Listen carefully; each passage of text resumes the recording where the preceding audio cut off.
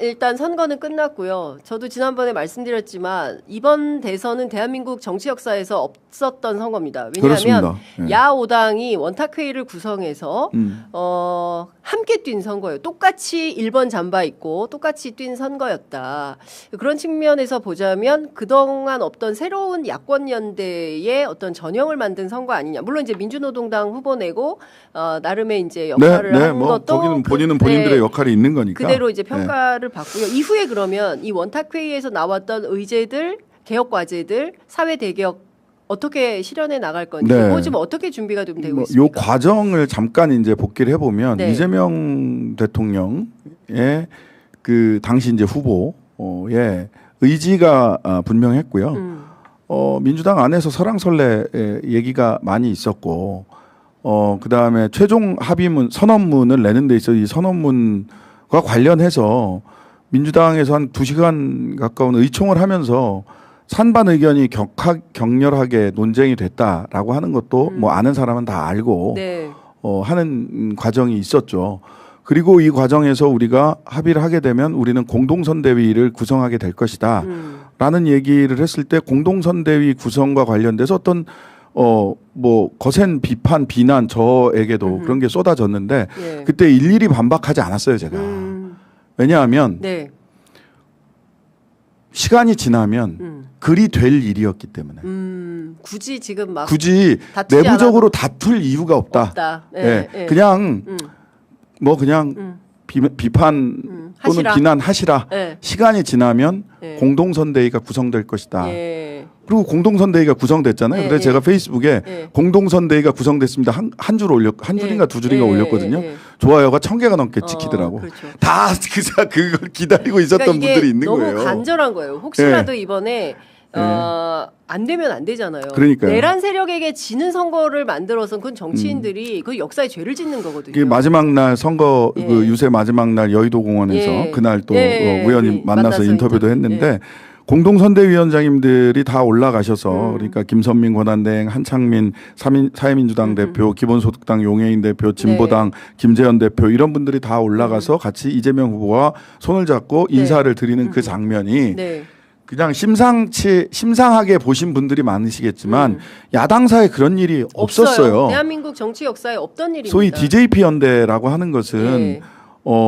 그 당시에 사상과 이념이 다르지만 네. 어쨌든 간에 정권 교체를 해야 된다라고 하는 큰 취지 네. 뭐 그런 사례가 있기는 합니다만은 네. 당시에는 공동정부라든지 뭐 이런 등등등 또 뭐 장관 몇 자리 이런 것들이 있었던 거예요. 네. 전 뭐 그때는 필요했다고 보지만 이번에는 네. 사실은 선언문이라고 하는 종이 어찌 보면 네. 종이 쪼가리입니다. 예. 그때 내각제 합의 문서도 종이 쪼가리 그 문서도 그냥 날아가고 했잖아요. 그거에 우리는 의지했어요.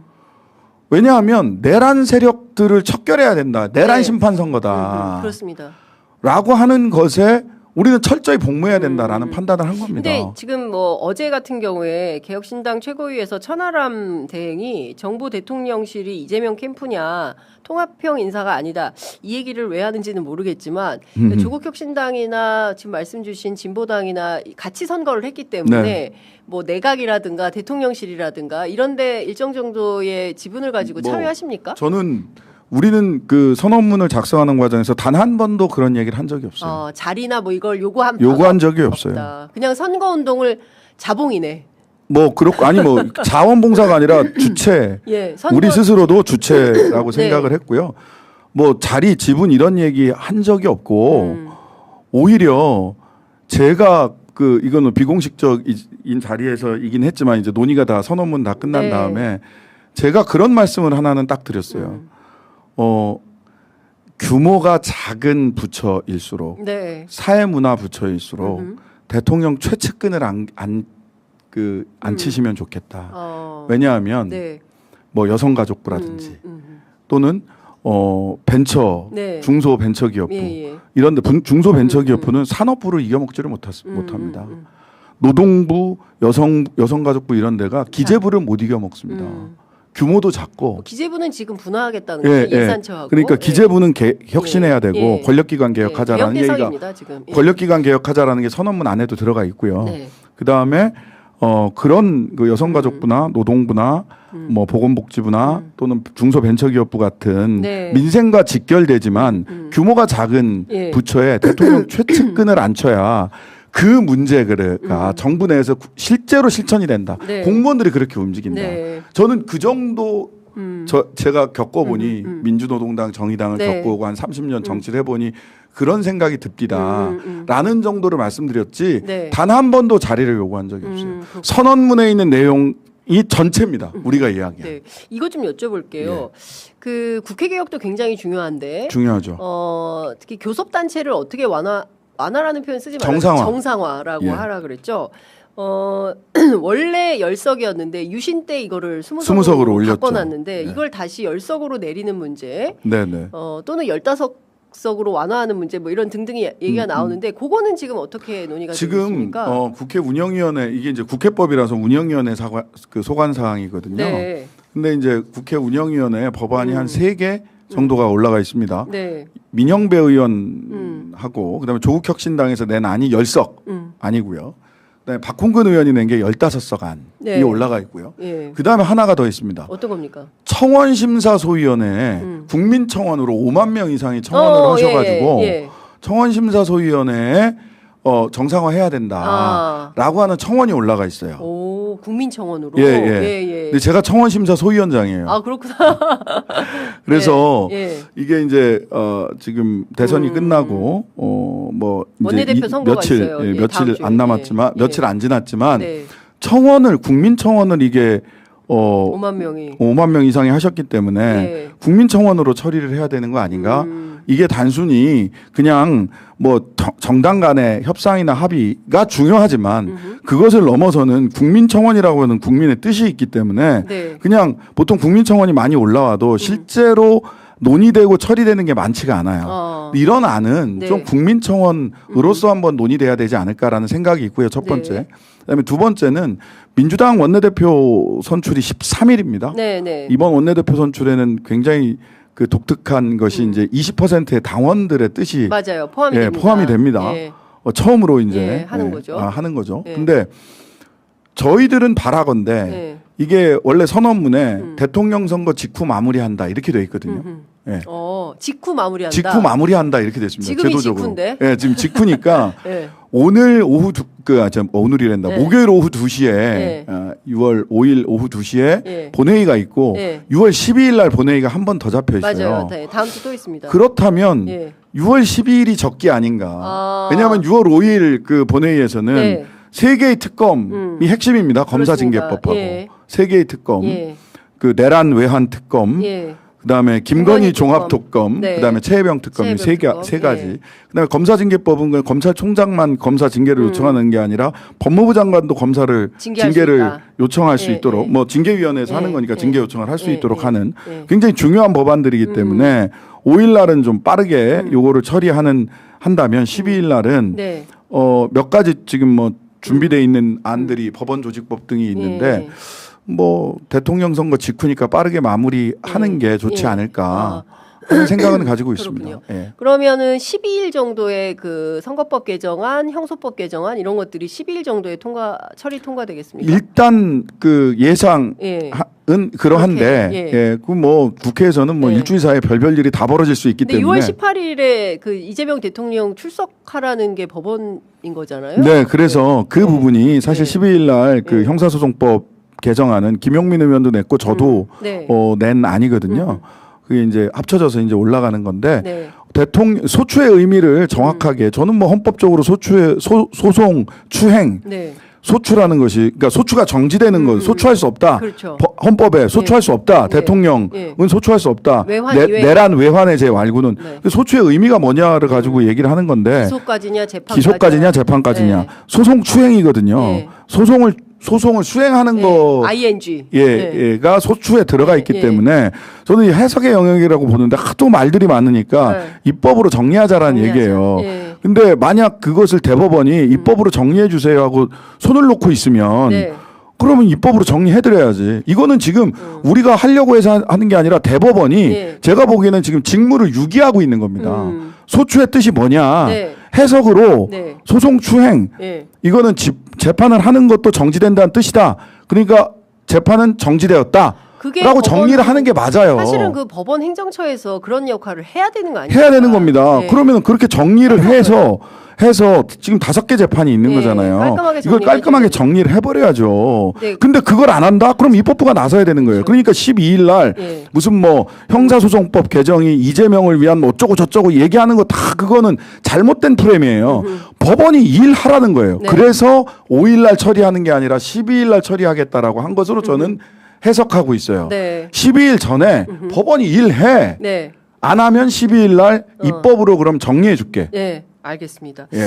조국 대표가 메시지를 냈어요. 감옥에서 네.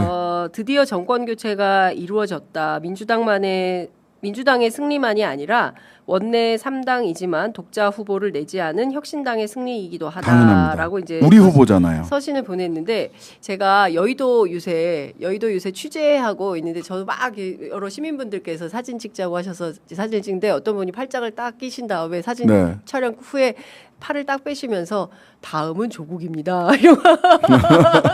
아유 감사한 말씀이죠. 감사한 말씀이죠. 얼마나 이 기쁨을 함께 하시고 싶으시겠습니까, 조국 대표께서? 네. 근데 이제 작년 12월 16일 수감이 됐기 때문에 어떻게 되는 겁니까? 8월 광복절 뭐 특사. 예전에 그 저는 이제 이 부분에서 이게 모든 것들이 제자리로 돌아가는 풍경, 세상 풍경 중에서 네. 김진환 변호사가 하셨던 말씀이죠. 세상 풍경 중에서 제일 아름다운 풍경, 모든 것들이 제자리로 돌아가는 풍경. 제자리로 돌아가야 할 것들이 있습니다. 지금 보면 저는 이제 검찰 독재를 청산하는 것의 완성은 제도적 완성이 네. 굉장히 중요하고요. 그리고 그 한편에는 네. 검찰 독재 희생자들을 제자리로 돌려놓는 것이 있다고 봅니다. 네. 첫 번째가 저는 노무현 전 대통령입니다.